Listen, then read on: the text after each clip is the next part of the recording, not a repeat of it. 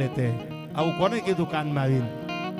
ત્યારે પંડિતજી એટલે જેનું નામ હતું ચંદ્રશેખર સીતારામ તિવારી, એને મૂછની માથે હાથ મૂકીને એટલું કીધું કે તમે ખાલી મને પૂછવા આવ્યા છો, હું ભેળો હાલું છું અને હવે કાંકોરી રેલવે લૂંટવાની છે, હવે અંગ્રેજોને અહીંથી કાઢવાના છે. આવું બોલવા વાળો ચંદ્રશેખર સીતારામ તિવારી અને માણસે રેલવેની લૂંટ કરી, હથિયાર લેવાતા લડવા સામે અંગ્રેજો માટે, અંગ્રેજો સામે લડવા માટે.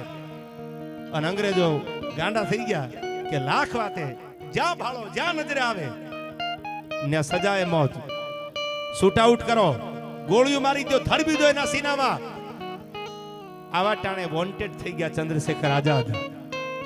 હવે વાત હવે સાંભળજો, શરૂ હવે થાય છે. આ બધી તો તમને આટલી ખબર હશે કે નીકળી ગયા પછી વોન્ટેડ થઈ ગયા, અંગ્રેજો ગોતતા ની તો બધાને ખબર છે, ભણવામાં આવે છે. વાત હવે સાંભળજો, એના પરિવારે કરેલી વાત હું તમને કરું છું. ચંદ્રશેખર આઝાદના સીધી લીટીના પરિવાર જેનો અમદાવાદ મળ્યો ને એને મને વાત કરી, એની આંખમાંથી વિક્રમભાઈ આહુડા પડતા હતા. એ કે આઝાદીના મૂલ તો આ દુનિયા સમજે કે ન સમજે, પણ સાંભળજો ચંદ્રશેખર આઝાદ શું બોલ્યા. વોન્ટેડ હતા, અંગ્રેજો એને ગોતવા માટે, શૂટ આઉટ કરવા માટે ફરતા ભરી બંદૂકે. તેથી એક માણસ રાતે 12 ના ટકોરે સડપ સડપ સડપ સડપ સડપ રમજુ બાપુ ચંદ્રશેખરને મળવા આવે છે. પંડિતજી તમને કોઈ મળવા આવે છે, તેથી તો પૂરી ઓળખાણ હોય તો મળાય ને. ક્યાંક જાસૂસ હોય, ક્યાંક ખદડા ખૂટલના પેટના ભેળા બેહીને ક્યાંક કામ ઉતારવા વાળા હોય, આવા તો નહીં હોય ને. એટલે કીધું શું નામ છે એમનું? કે હજારી પ્રસાદ નામ છે.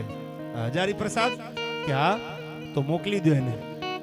રાતે 12 ના ટકોરે ચંદ્રશેખર આઝાદને મળવા એક હજારી પ્રસાદ નામનો માણસ આવે છે. ચંદ્રશેખરને આવીને કીધું કે આઝાદ, એ આઝાદ, તારી આગળ હું કઈ લેવા નથી આવ્યો. એ ચંદ્રશેખર આઝાદ, તારા જેવા યુવાનોની આ દેશને જરૂર છે. ભગતસિંહ જેવા, રાજગુરુ જેવા, સુખદેવ જેવા આવા યુવાનોની જરૂર છે. તારી આગળ માઈક આંગલી વાત કરવા હું નથી આવ્યો. પણ હવે સાંભળી લે ચંદ્રશેખર આઝાદ, તને મળવા આવવાનું એક જ કારણ છે કે તારા મા બાપ, એની પરિસ્થિતિ બહુ ખરાબ છે. એની આગળ પૈસા નથી, એની માટે ખાવા અનાજ નથી. તો મને એમ લાગ્યું કે તારા બાપ કે તારી જનેતા તો ન બોલે, પણ હું એની બાજુમાં રહેવા વાળો, હું એનાથી નજીક છું. તું મને ઓળખસ, મારા સિવાય તું કોઈનો ભરોસો કર નહીં. એ હજારી પ્રસાદ જે માણસ મળવા આવ્યો હતો એનું નામ હજારી પ્રસાદ હતું. એ રમજુ બાપુ ચંદ્રશેખર આઝાદને કહેશે કે આઝાદ, હું તારી આગળ એટલું કહું છું કે તારા મા બાપ દુખી બહુ થાય છે. હાથમાં પિસ્ટલ હતી, ત્યારે અંગ્રેજોની બંદૂકોના નાળસા હામાં થઈ જાય ખબર ન પડે. એક કડમાં હતી, એક હાથમાં હતી. એ રમજુ બાપુ પિસ્ટલના મેગઝીનમાંથી 2 કાર્ટિસ કાઢ્યા. ચંદ્રશેખર આઝાદે હજારી પ્રસાદનો જમણો હાથ પકડી અને કાર્ટિસ આમ હથેળીમાં મેલી અને એટલું કીધું કે મારા મા બાપને આપી દેજો, આના સિવાય મારી આગળ કાંઈ બીજું દેવા જેવું છે નહીં. હવે તો મારી જરૂર મારા મા બાપ કરતાંય મારા ભારત દેશને છે. હવે કદાચ મારા મા બાપને જરૂર હોય મારી, અને તમે આવ્યા હોય મને મળવા માટે, તો તમને હજારો વંદન. પણ જેટલી જરૂર મારા માને બાપને છે ને, એથી જાજી જરૂર મારા વતનને છે.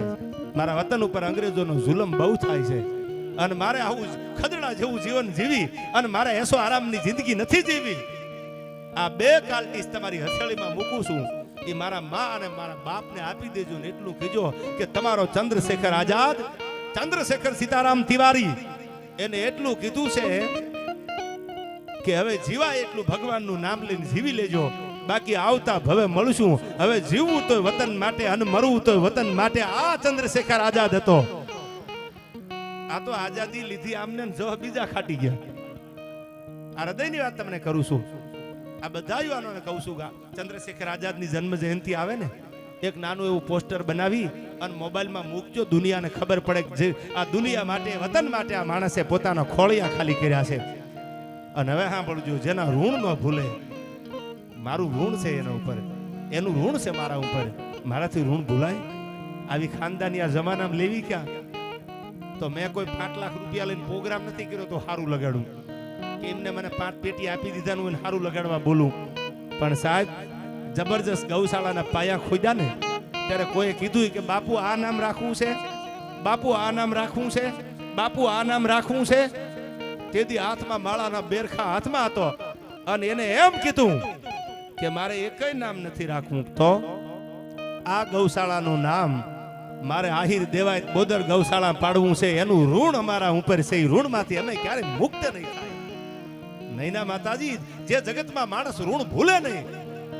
હનુમાન શું કામ રામને વાલા હતા? રામ હનુમાનના ઋણ થઈ ગયા છે.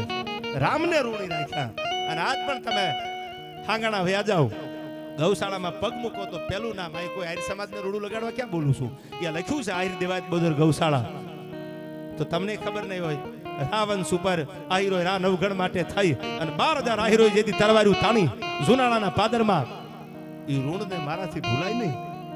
એ ઋણમાં બીજું મારાથી કઈ થાય કે ન થાય, પણ આ ગૌશાળાનું નામ આહિર દેવાય બોદર ગૌશાળા રાખો. અને એટલા માટે રમજુ બાપુ માટે મને આ કડી યાદ આવે છે. બાપુ કેમેરું હમો વડતા તુમારો પેટ આયર ને પને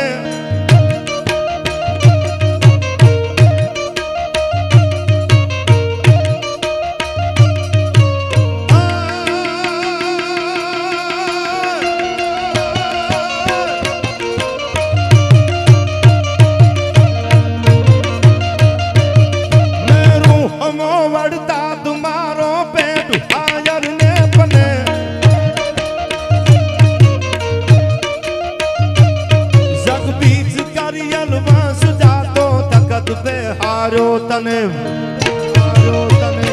પ્રમુખ સાહેબ ઈ બાપના ઉપકારની તાર હૈયામાં હોય સારવતી.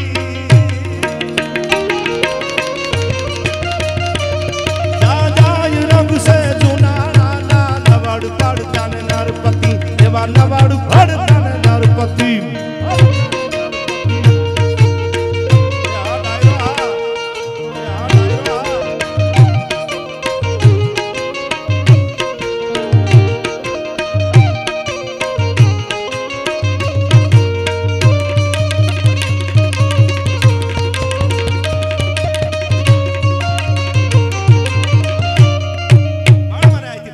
સાહેબા ગોવાળિયાની બેકડિયા યુવાનો માટે, જેને પ્રેમ છે, જેને ભાવ છે.